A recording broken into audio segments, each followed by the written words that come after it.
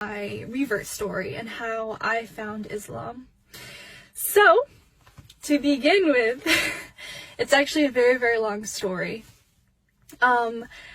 I first learned about Islam during a period of time in which, well, I mean, it's always been kind of controversial, Islam in America. But this was a time in which a lot of things were going on and a lot of hatred was coming out of the world towards Islam. And I really wanted to understand why people were so angry with Muslims and Islam itself. So from there, I decided to ask one of my friends. She's Moroccan and also Muslim, and she gave me my first Quran. I really had the intention of reading verses inside of it and trying to figure out what people were angry about. But I ended up not doing so because I was only in middle school. I was only like 13, 14 at the time. So I was very childish for the time. Obviously, because I was 12, 13. But I knew that the Quran was a holy book. I knew that it was sacred. So I took very good care of it, and I still have it today. And I was going to do like a show and tell, but like, I forgot to bring the book with me. It's Thanksgiving, so everybody's just celebrating right now. But, yeah. And for a couple of years, I was very lost, and I was very, very sad and depressed. And I think a lot of people feel this feeling before they come to Islam. They're really, really searching for a purpose.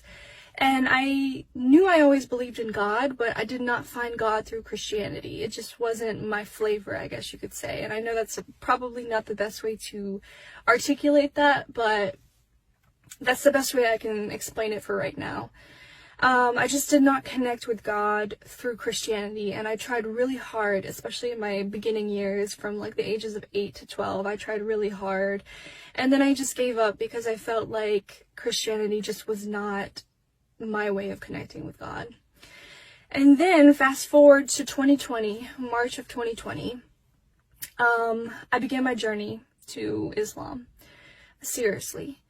I began watching other influencers on YouTube.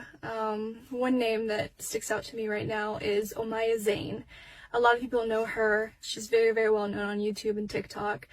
And I loved her videos. I was watching her hijab tutorial videos. I was really, really inspired by her modesty. And I really, really wanted to kind of reflect that type of modesty on myself. I thought it was just a beautiful concept. And the idea of getting closer to God by guarding our chastity was something beautiful, our adornments. And so, basically, I got to the point where I wanted to try out hijab. I wanted to see how I felt in it.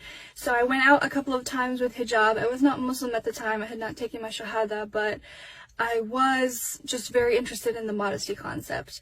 And I began reading and researching Islam. I began reading hadiths. I began reading the surahs of the Quran, and I finally reached a point where I was like, I think this is it. I think this is how I can connect with God.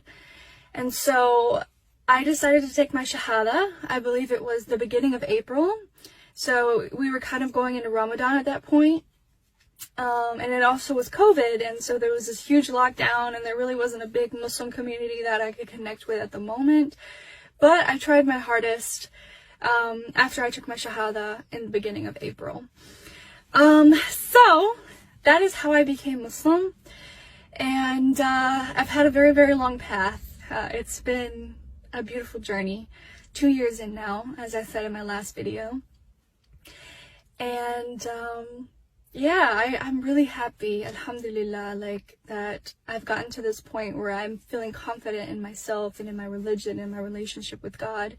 I think that's the most important thing for any Muslim, is to just be happy and in true connection with God. And to be honest, I had a lot of struggles at the beginning of my journey in Islam. My family wasn't super accepting of it, and over time they softened their hearts and became accepting, and alhamdulillah, we're at this point. But I feel like for every revert, there's always a struggle, a challenge, because people are not used to Islam. as the saying goes, Islam came as a strange thing and it will leave as a strange thing, and I definitely acknowledge that a lot of people around me probably think it's strange. But, you know, at the end of the day, it's about what makes you happy and what makes God happy. And if you believe in God and you're Muslim, then you feel happy in your journey. And that's the whole point.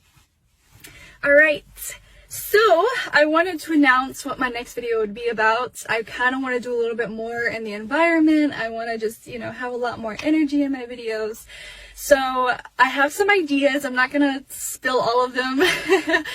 But I think the next video that I'll do is probably a Q&A with my non-Muslim family, so that I could kind of like get their opinions on Islam and like how they saw it with me and how their process was with dealing with their daughter converting and also becoming a very practicing Muslim.